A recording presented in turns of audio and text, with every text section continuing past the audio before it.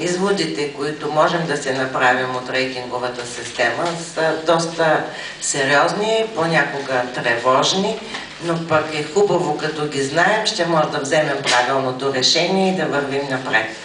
Първо да благодаря на екипите, които работиха по тази система, на Отворено общество, на 24 часа и екипа на МОН и самите изпълнители.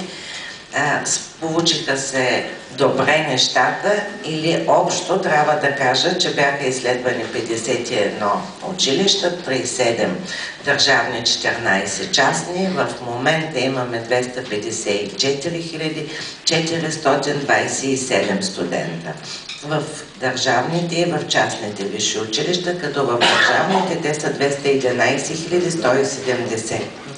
Във висшите училища, които са с най-голям брой обучавани студенти, това са Софийския университет с близо 23 000 студенти, УНСС с близо 20 000 студенти, Пловдивския с 18 000, Икономическия Варна 12 500.